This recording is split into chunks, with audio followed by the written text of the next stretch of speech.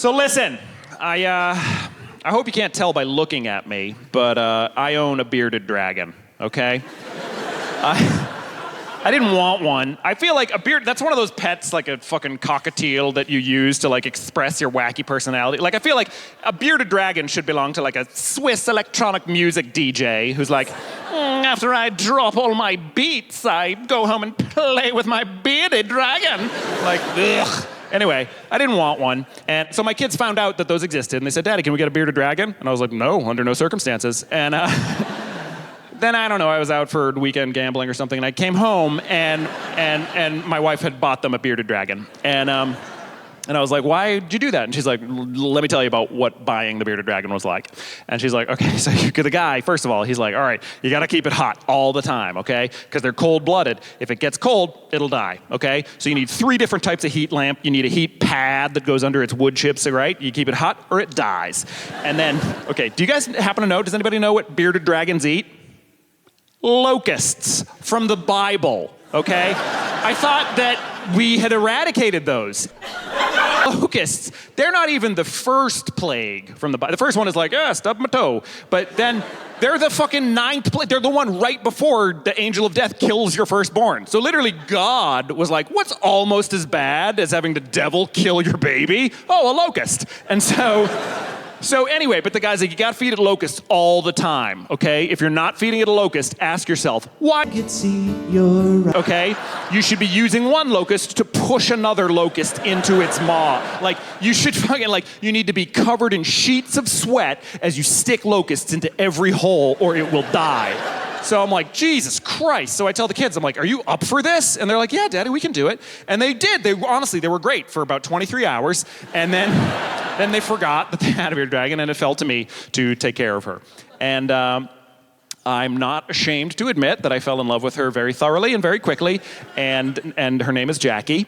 And I mean, God, did we have a good thing. And seriously, I mean, it's Jackie. Anyway, we'd had her for a while, and then one day the boys left the door to her vivarium open. And they also left the back door to the house open. And so we all came home one day, and Jackie was nowhere to be found.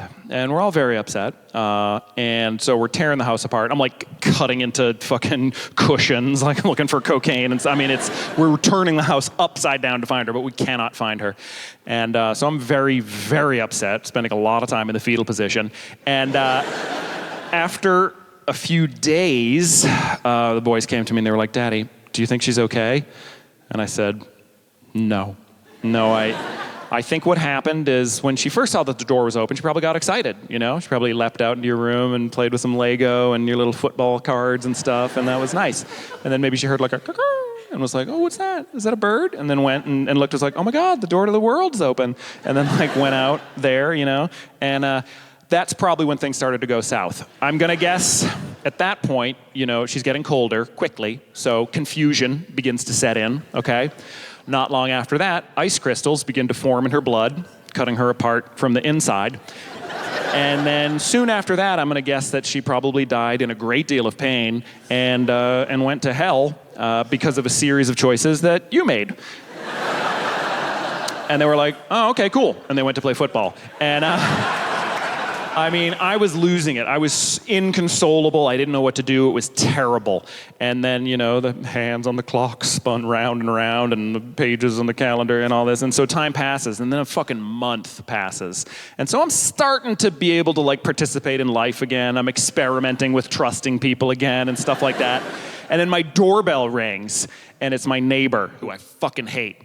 And I hate him because he's been doing construction for 4 years, okay? And it's not like, you know how if you have like a big construction place near where you work and it's just a wash of noise, you kind of get used to it. This guy's been doing fucking staccato, atonal, John Cage, like it's you can't figure it out. So it'll be like, brrr, bang! And you're like, Jesus, like, my nerves are destroyed from this and I can't fucking stand him. Anyway, rings the doorbell and I open it and he's like, oh, hello. And I'm like, yeah. And he goes, did you by any chance have a package for me?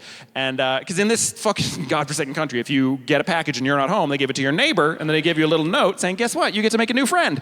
And so you get to know this person that you've been avoiding studiously for years. And so anyway, So I was like, yeah, here's your package. And then he goes, oh, and by the way, you're not missing a lizard by any chance, are you? And I was like, oh, do you have her little body? And he's like, oh, no, she's quite fine. She's in my back garden. And so I like pushed him to the wall and ran out and then ran through his house and into the back garden. And Jackie was like, what's up, motherfucker? And it's freezing out. There's no locusts anywhere. And she's like, sorry. And I was like, oh, I can't stay mad at you. And I unbuttoned my shirt and pressed her against my breast to feel my paternal heartbeat, and I'm crying, and it's fucking washing the dust off of her. I go into the house, and I get some blueberries out of the fridge, and I just chew them up, and then I cunniling them into her cute little mouth. My sweet Jackie girl, I love you.